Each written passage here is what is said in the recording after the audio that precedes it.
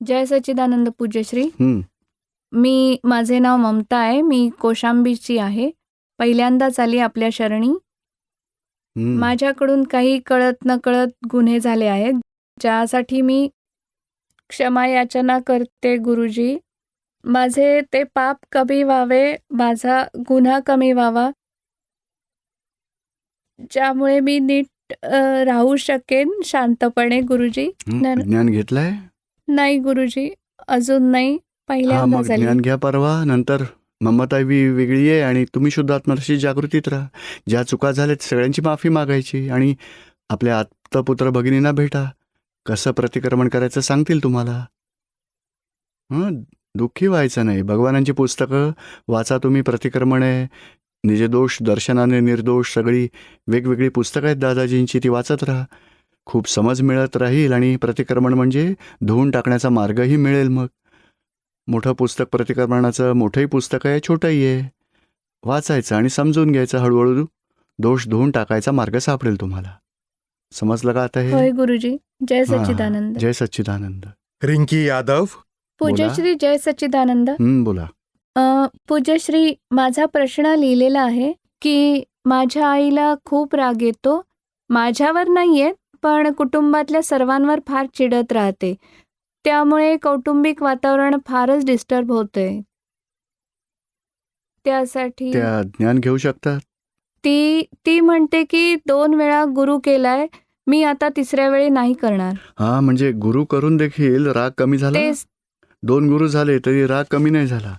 पण या गुरूंकडून काय होतं, तर ज्ञान मिळतं. पण कोणतं? व्यवहार ज्ञान.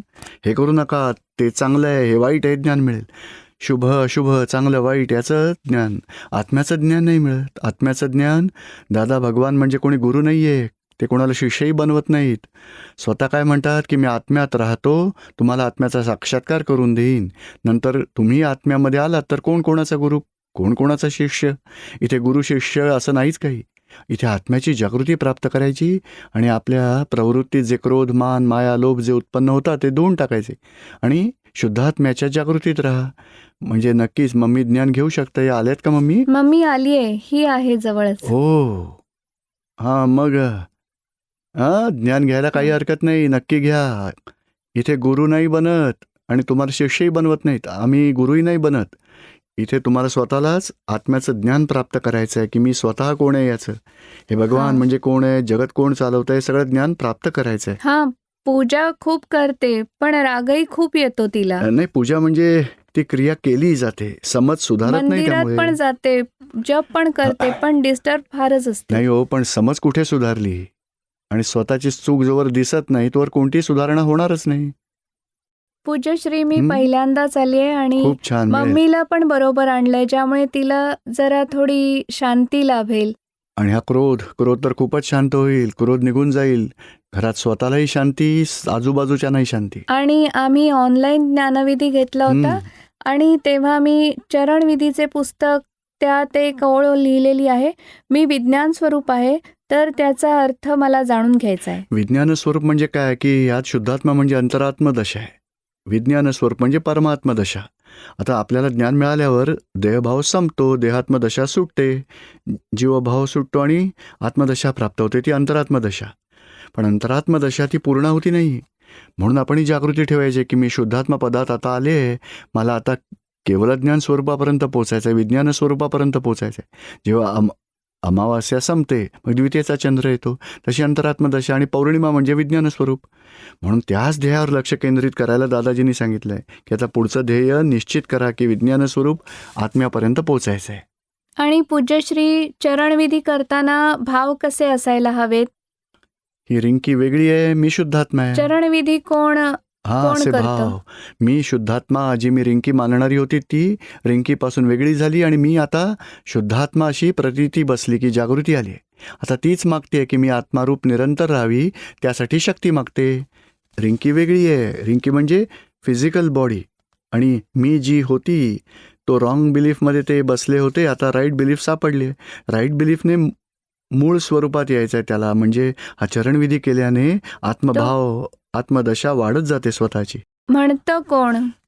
म्हणते तर फिजिकल बॉडीच, पण भाव आपला स्वतःचा आहे की मला आत्मरूप व्हायचं आहे, मूळ भगवंतांसारखं. दादा भगवानांनी नाही का सांगितलं की फिजिकल बॉडी म्हणजे एम पटेल आहे, मी ज्ञानी पुरुष आहे आणि आतमध्ये दादा भगवान आहेत. 3 स्वरूपं सांगितली ना दादाजींनी. तसं ही रिंकी एक आहे आणि तुम्ही शुद्धात्मा, आता अंतरात्मा दशा म्हणजे महात्मा पदापर्यंत आलात. आता मूळ भगवान पुढच्या स्वरूपात आहेत. तर त्या मूळ स्वरूपापर्यंत पोहोचण्यासाठी हा चरणविधी आहे, 5 आज्ञा आहेत मूळ स्वरूपात पोहोचण्यासाठी.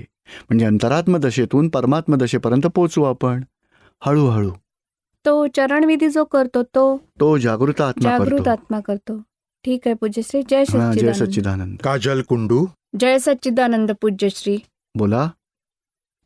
सकाळपासून संध्याकाळपर्यंत 5 आज्ञामध्ये कसे राहू शकतो आणि त्यांना म्हणजे 5 कसे follow आज्ञांमध्ये करू? तर निश्चय करायचा आहे की 5 आज्ञांमध्ये राहायचं आहे. सुरुवातीलाच सांगितलं 5 आज्ञांमध्ये कसं राहता येईल. म्हणजे जेवढ्या कोणी व्यक्ती सकाळपासून संध्याकाळपर्यंत भेटल्या सगळ्यांना शुद्ध स्वरूपात पहा. शारीरिक डोळ्यांना फक्त पॅकिंग दिसेल, अंतरंगातल्या दृष्टीने शुद्धात्मा पहा. नंतर झालं ते व्यवस्थित, संयोग जुळल्यावर कार्य घडतं. कोणी एक करता नसतो. बिघडलं तर कोणाला दोषी पाहायचं नाही. चांगलं काही घडलं तर मीच केलं असा अहंकार करायला नको. आपण ही जागृती ठेवायची आहे. ह्या काजलसाठी सगळे संयोग जुळून कार्य झालं आहे. मी तर शुद्धात्मा आहे. आणि फाईल एक संयोग, स्वयंपाक करावा लागला, जेवण जेवायचं असेल, सगळ्यांना वाढायचं असेल, भाजी खरेदी करावी लागते, सगळ्या फाईल आहे त्या संयोग. साऱ्या फाईलचं जेवढे संयोग संपूर्ण दिवसात एकत्र येतात, एक संयोग फाईल स्वरूप आहे. समभावाने निकाल करा. समभाव म्हणजे बिघडलं काम तर द्वेष नाही, चांगलं झालं तर प्रेम नाही. रागद्वेषाविना संयोगावर रागद्वेष करायचा नाही. नेहमी समभाव ठेवा. पण हे करताना तर रागद्वेषाच्या खूपच साऱ्या फाईल्स तयार होतात. हो, म्हणजे तेव्हा तर जे रागद्वेष बांधले होते तेच प्रकट होत आहेत आता. काय नाव आहे तुमचं? काजल कोंडू. म्हणून काजलकडून प्रतिक्रमण करून घ्या. जेवढे द्वेष केले आधी, प्रेम आणि द्वेषात प्रेमाचं पेंडिंग ठेवा. द्वेषासाठी प्रतिक्रमण चालू करा. कोणाकोणाचा द्वेष केला होता, द्वेष वाटला, निगेटिव्ह पाहिलं, अभाव होतो, दुःख दिलं जातं, सगळ्यांची माफी मागणं चालू करा. माफी कशी मागणार? तुम्ही शुद्धात्म्यात राहून काजलला सांगायचं, काजल माफी माग या शुद्धात्म्याकडून की हे शुद्धात्मा भगवान यांचा क्रोध केला, मी माफी मागते, अशी चूक पुन्हा न करण्याची शक्ती द्या. असं करून एक दोष धुवून टाका. हळूहळू दोषांचा फोर्स कमी होत जाईल, जागृती वाढत जाईल. ठीक आहे. जय सच्चिदानंद. आणि रोज रात्री 5 आज्ञा, कुठे चूक भूल झाली पुन्हा चेक करा. आपण 5 आज्ञांचं किती पालन केलं, किती नाही केलं, राहिलं, कुठे कुठे चूक भूल झाली, पुन्हा रिसेट करायचं आहे.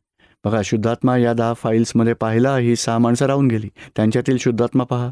या 10 फाईलमधला राहिला, 3 फाईलमधला झाला, म्हणजे फाईलवर लक्ष ठेवा, व्यवस्थितवर लक्ष ठेवा. अशी सगळी जागृती परत रात्री सेट करायची. ज्ञानात कसं राहता येईल तो निश्चय बाळगायचा. बिनिता देवी. जय सच्चिदानंद. मी कोणाचेही भले करायला जाते, माहेरी सासरी शेजारी सारे लोक माझ्याशीच भांडायला येतात, आरोप करतात. हां, मग तुम्ही भलाई करत राहायचं, त्याचं फळ आपल्याला नंतर मिळेल. हां. आणि जे दुःख देत आहेत किंवा आपल्या हां. चुका काढतायत, आपल्या हां. पूर्वकर्मांचा हिशोब समजायचा. पूर्वकर्मांची गाठ बांधली, त्याचं फळ मिळतंय, जमा करा. हां. दोष बघू नका कोणाचेही. बघा, आपलाच हिशोब पूर्ण होतोय. शेजारी काय? सुद्धा काय नाव आहे तुमचं? मागेच लागतात. नाव काय तुमचं? बिनिता देवी. बिनिता देवी. हं. त्यासाठी प्रतिक्रमण करायचं. जे दोषी दिसत आहेत, शेजारी हैराण करतायत, घरचे त्रास देतात, त्या सर्वांच्यातला शुद्धात्मा पहा आणि माफी मागा. या जन्मात, पूर्वजन्मात अज्ञानतेमुळे, राग द्वेष कषायामुळे ज्या काही चुका झाल्या आहेत, सगळ्यांची माफी मागायची. मला मुक्त करा, आपणही मुक्त व्हा, मला कोणताही रागद्वेष मोहात अडकायचं नाही, अशी माफी मागायची. अर्धा तास 1 तास बसून जेवढे काही त्रास झाले होत आहेत, ज्या निमित्ताने त्यांच्यातील शुद्धात्मा पहा आणि त्या व्यक्तींकडे माफी मागा. टेन्शन तुम्ही येते, सगळी लोक बोलतात. टेन्शन आल्यावर काही कमी होतात का दोष? नाही. म्हणजे उगाचच वेळ वाया जातो. त्याऐवजी ज्ञानाचा मार्ग पकडा, 9 कलम म्हणा, चरणविधी वाचा, प्रतिक्रमण करा, सगळे ज्ञानमार्गावरचं करा. हळूहळू ह्या कर्मांना धुवून टाकल्यावरती हलकं हलकं वाटेल. ऑनलाईन ज्ञान घेतलं होतं, त्यामुळे चरणविधी वाचत होते. खूप छान, ते करत राहा. शांतता वाटते ना आतून? हो हो. आणि माझ्या मुलीचं लग्न झालेलं आहे आणि तिच्या सासरच्यांनी तिला स्वीकारलं नाही अजून, तिच्या सासू सासऱ्यांनी. काय स्वीकारलं नाही? म्हणजे आमच्याकडे ती राहते, त्यांची इच्छा नाहीये तिने तिकडे राहावं. बघा, आता हे कोणीही केलं कर्मांचं. आता मुलीला ज्ञान घ्यायला लावा. होय. आली आहे का मुलगी? नाही आली. आत्ताच ती नव्हती. आत्ताच तर तिचा नवरा घेऊन गेला, तिकडे पाठवली. आत्ताच 15-20 दिवस झाले. चला, छान आहे. पण हळूहळू ज्ञान घेतल्यावर प्रतिक्रमण करायचं, राग द्वेष अभाव तिरस्कार सगळ्यांची माफी मागायची. हां, मग प्रेमळ व्यवहार घरातच होतील, वातावरणात. ती खूप टेन्शनमध्ये असते. बघा, दादा भगवानांचा असीम जय जयकार म्हणा, हं. आरती करा, दादाजींना प्रार्थना करा, समता भावनेने व्यवहार पूर्ण करायची शक्ती द्यावी आम्हाला. हां, रोज 15 मिनिटं असीम जय जयकार करा. हं, दादा भगवान सिमंदर स्वामींची आरती करा. हं. आराधनेमुळे संसारातली दुःख कमी होतील. काय? होय. जय हां, जय सच्चिदानंद. सच्चिदानंद. हौसीला प्रसाद. पूज्य श्री जय सच्चिदानंद. बोला. मागच्या वर्षी मी ऑनलाईन ज्ञानविधी घेतला होता. हं, त्यानंतर मी एवढा आनंदात आहे की मला असं वाटतं की हे ज्ञान सर्वांना मिळायला हवं खूप चांगली भावना आणि आहे. त्यासाठी मी प्रयत्न पण करतो आहे इतरांना सांगण्यासाठी. पण माझ्यात उणीव असावी, त्यांना समजतच नाही. म्हणजे मी त्यांना सांगतो की हा ज्ञानविधी घ्या, पण ते ऐकतच नाहीत. म्हणून माझी अशी इच्छा आहे की त्रिमंत्राचा जो अर्थ आहे 2 लाईन्स वरच्या तर क्लिअर आहेत, खालच्या लाईन्सचा अर्थ समजत नाहीये. काय नाव आहे तुमचं? हौसीला प्रसाद. त्रिमंत्रामध्ये जी पहिली लाईन आहे, नमो अरिहंताणम, म्हणजे अरिहंत म्हणजे क्रोध मान माया लोभ राग द्वेष ज्यांचे समाप्त झालेत. अरी कषाय म्हणजे अरी दुश्मन. हे अंताणम म्हणजे नष्ट करणारा, ते सिमंदर स्वामी भगवान. वर्तमान तीर्थंकर, त्या सगळ्यांना अरिहंत म्हटलं जातं. नंतर नमो सिद्धाणम म्हणजे अरिहंत भगवान केवल ज्ञानी आहेत. क्रोध मान मायालोभ सगळे समाप्त झाले आहेत. नवी कर्म बनत नाहीत त्यांची. कर्माची फळं समाप्त होतो. जगत कल्याणाचं कार्य पूर्ण झाल्यावर निर्वाणून मोक्षास गेले. नमो सिद्धाणम पदावर आले ते, म्हणजे मोक्ष कधी मिळाली? नमो सिद्धाणम. नंतर तिसरे नमो आर्य रियाणम. आर्य रियाणम म्हणजे आचार्य भगवंतांना नमस्कार करतोय. आचार्य म्हणजे ज्यांच्या चारित्र्यात आत्मदशा असते. आचार्य म्हणजे जसे प्रिन्सिपल साहेब असतात ना कॉलेजचे, ते स्वतः टीचर ठेवतात, स्टुडंट्सना शिकवतात, सगळ्यांची प्रगती करतात, ते आचार्य महाराज. ते आचार्य म्हणजे काय तर स्वतः आत्मदशेमध्ये जबरदस्त राहतात, लोकांना आत्मज्ञान देतात आणि आत्म्याच्या दशेत प्रगती होण्यासाठीची समज आणि ज्ञान प्रदान करतात ते. तर असे हे आचार्य महाराज. दादा भगवान हे आचार्यांच्या वर होते, अरिहंतच्या जरा खाली. मग पुढे नमो उज्जाणायणम म्हणजे निर्वाणसारखं उपाध्याय पदावर, म्हणजे स्वतः प्रोग्रेस मोक्षाचा करतायत आणि दुसऱ्यांना मदतही करतायत. टीचरसारखी स्टेज. ते प्रिन्सिपलसारखे, टीचरसारखे. पुढे नमो लोय सव्व साहुणम. साहुणम म्हणजे साधू भगवंतांना नमस्कार करतो. ते साधू, आता साधू कोणाला म्हणतात? आत्मदशा साधतात ते साधू. देहदशा देहाध्यास असणाऱ्यांना साधू नाही म्हणत. पोशाख बदलला ते वेगळं आहे, पण निरंतर आत्मजागृतीत राहतात आणि सर्वांना मोक्ष मार्गावर मदत करायला स्वतः साधनाही करतात, लोकांना मदतही करतात. तर हे साधूपद आहे. साधूपद म्हणजे आत्मदशेत निरंतर राहतात ते साधूपद. आता एसो पंच नमुक्कारो म्हणजे 5 पंचपरमेष्ठी भगवानांना नमस्कार करतात. सर्व पापांचा नाश करणारे आहेत. मंगलाणमच्या संवेसी म्हणजे सर्व मंगलामध्ये पडमम हवई मंगलम प्रथम मंगल आहे. ओम नमो भगवते वासुदेवाय म्हणजे कृष्ण भगवान नरातून नारायण झाले, त्यांना नमस्कार करतो.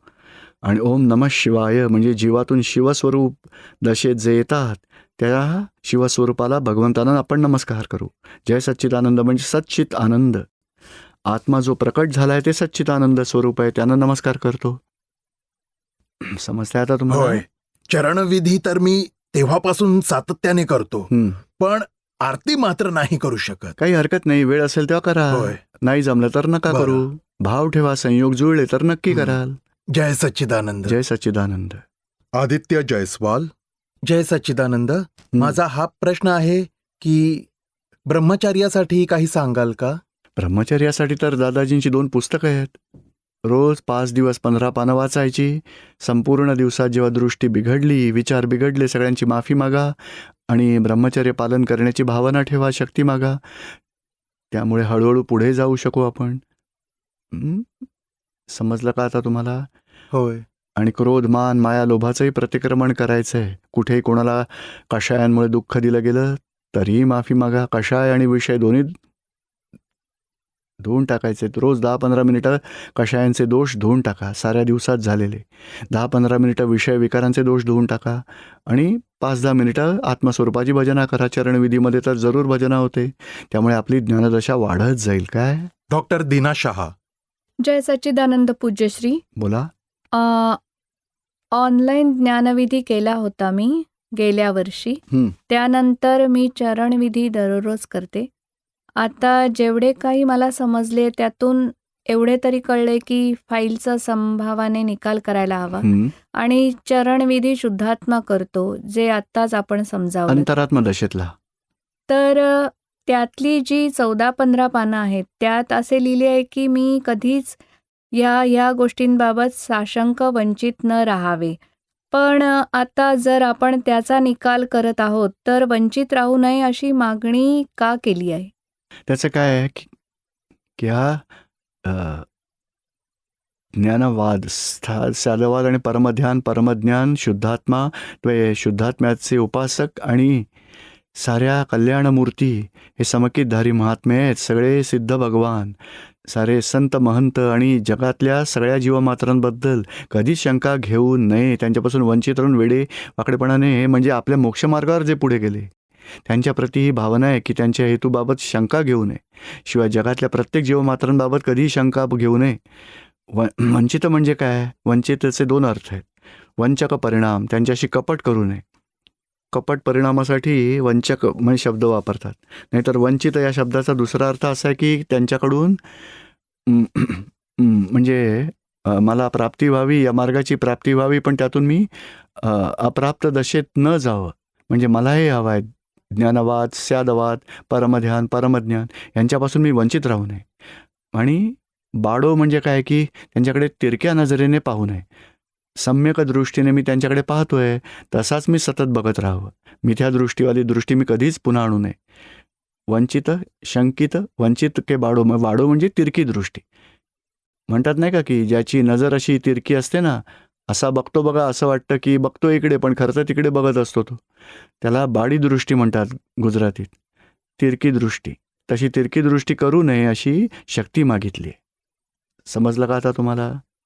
होय. आणि ज्ञान घेतल्यानंतर जेव्हा मी हॉस्पिटलमध्ये काम करते तर आधी पेशंट खूप आजारी असायचे. तेव्हा खूप त्रास आणि ताण येत होता आणि जे काही काम करायची त्याचा रागही यायचा. वाटायचं आपल्यामुळे हे केलं असतं तर तो कदाचित वाचला असता.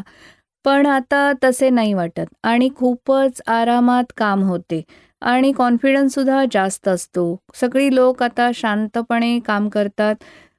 तर ऑनलाईन ज्ञानविधीचा एवढा फायदा झाला म्हणून मला असं वाटलं की प्रत्यक्ष ज्ञान घेण्याची संधी आहे. मी वाराणसी आणि दिल्ली दोन्हीकडे ज्ञान घेऊ इच्छिते. तर तसा आशीर्वाद द्यावा पूज्यश्री. हो, जय जरूर या. सच्चिदानंद. बरोबर आहे.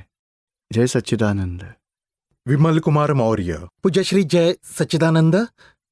प्रश्न आहे, सामायिक करणे आणि दृष्टाभावनेने बघणे एकच आहे का वेगवेगळं आहेत? ॲक्च्युली द्रष्टाभाव तर खूपच उच्च गोष्ट आहे. सामायिक हे मदत करणार आहे. जे काही दोष होतात ते पाहायचे, ते आपल्याकडून का घडले, हा सामायिकमधला एक सामान्य प्रकार आहे. अल्टिमेट सामायिकमध्ये तर ज्ञाताद्रष्टा निरंतर राहायचा असता, तो उच्च प्रकारचा अंतिम सामायिक प्रकार. इथे ज्ञाताद्रष्टा भावात निरंतर राहावं, पण तसं राहू नाही शकत. म्हणून ही प्राथमिक स्टेज आहे की आपण दोष बघणं, प्रवृत्तीतले काय काय दोष झाले, कोणाकोणाला दुःख पोचलं, साऱ्याची माफी मागायला लावणं, ते प्रतिक्रमण आहे. आणि कशामुळे हे दोष घडले ते चेक करायचं, ते सामायिक आहे. तर सामायिकमध्ये आपण दोषांचं ॲनालिसिस करतो की हे दोष का पुन्हा पुन्हा होतात, काय अपेक्षा आहेत, काय पॅटर्न आहे, कोणते मोह आहेत, काय अभिप्राय आहेत व्यक्तींप्रती, का असे दोष पुन्हा पुन्हा होत राहतात, ते सामायिकमध्ये बघितलं जातं. हे प्राथमिक स्टेजचे सामायिक आहे. आपण जे सांगितलं ज्ञाताद्रष्टाभाव, त्या स्टेजला तर सामायिक पूर्णत्वाने होतं. तो सातत्याने ज्ञाताद्रष्टाभावात राहतो. दादा भगवानांच्या दशेप्रमाणे त्याला निरंतर सामायिक म्हटलं जातं. ती अंतिम स्टेज आहे. जय सच्चिदानंद. जय सच्चिदानंद. विजयशंकर पांडे. बोला. बघा, माझा एक प्रश्न आहे की व्यवस्थित शक्ती साऱ्या दुनियेला चालवते का परमात्मा? दोहोंमध्ये काय अंतर आहे? परमात्मा तर व्यवस्थित शक्ती कशी दुनिया चालवतीये ते बघणारा परमात्मा आहे. जसा प्रयोग करणारा आणि जाणणारा दोघंही सायंटिस्ट दोघे वेगळे असतात का एकच असतात? वेगवेगळे असतात. तसा प्रयोग होतोय. अज्ञानतेने लोक कॉजेस टाकतात आणि व्यवस्थित शक्ती सगळ्यांना त्याचं फळ देतं. आणि परमात्मा कॉजेस आणि इफेक्ट या दोन्हींपासून बाहेर लांब बसलाय आणि काय होत आहे ते बघणारा जाणणारा आहे, परमानंदात राहतोय. परमात्मा म्हणजे मूळ आत्मा, तो केवळ ज्ञान स्वरूप आहे, विज्ञान घन स्वरूप आहे, ॲब्सोल्यूट स्टेजमध्ये आहे. आणि ह्याची काही जाणीव नसल्यामुळेच अज्ञानता निर्माण झाली. अज्ञानतेमुळे अंगार उभा, बुद्धी उभी आहे. बुद्धीमुळे संसारात रागद्वेष केले जातात, कर्म बांधली जातात. कर्माचं फळ ते कोण देतं? ती व्यवस्थित शक्ती आहे, भगवान देत नाहीत. म्हणजे मुगाचा दाणा आपण जर पेरला तर मुगाचा अंकुर उगवेल कोण? भगवानानं उगवायला लावावं लागेल? नाही. कोण उगवेल? जमीन, पाणी, खत टाकणार, प्रकाश, गरम हवा, थंडी सगळे मिळून ते उगवेल.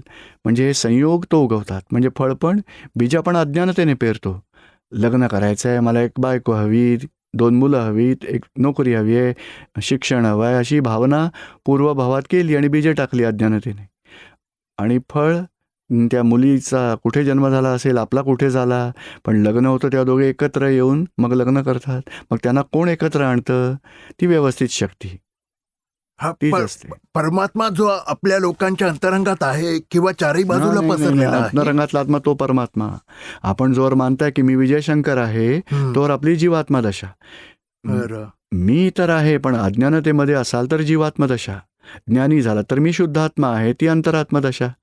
आणि केवळ ज्ञान जेव्हा होईल तुम्हाला, आपण परमात्मा दशेत पोहोचू.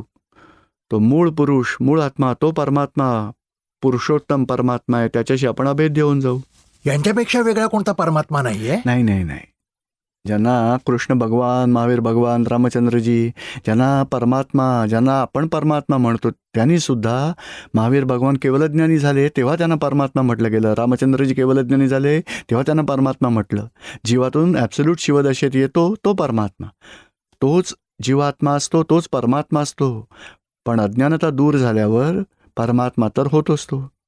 जय सच्चिदानंद. जय सच्चिदानंद. हा सर, बोला. जय सच्चिदानंद. हो, मी बोला. श्याम बिहारी.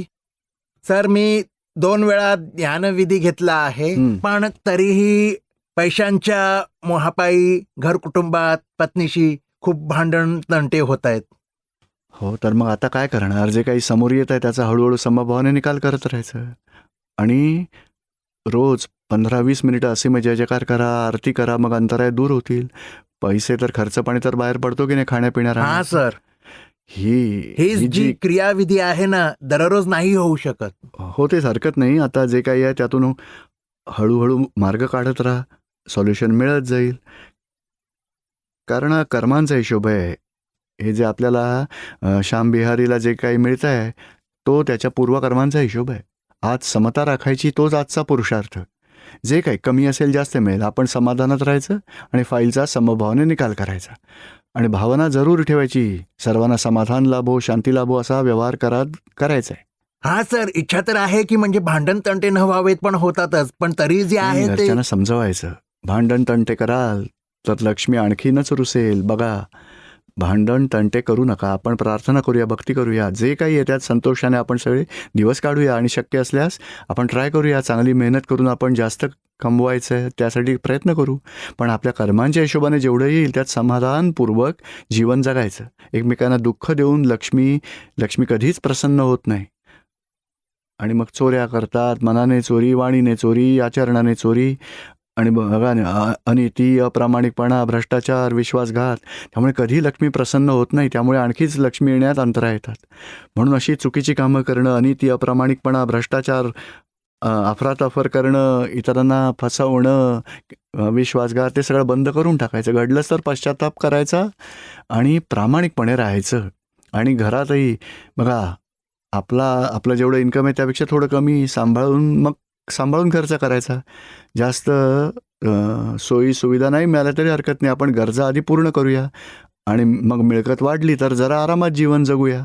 असं समजावून सोडून द्यायचं घरातल्या सगळ्यांना. हा सर, पण जेव्हा पैसा खूप खर्च होतो ना, तेव्हा असंही वाटतं की पैसा खर्च न व्हावा. नाही, असं तर काही नाही, पण खर्च तर करावाच लागेल ना. बघा, जेवल्यावर टॉयलेटमध्ये जावं लागतं की नाही गेलं तर चांगलं आहे का सांगा?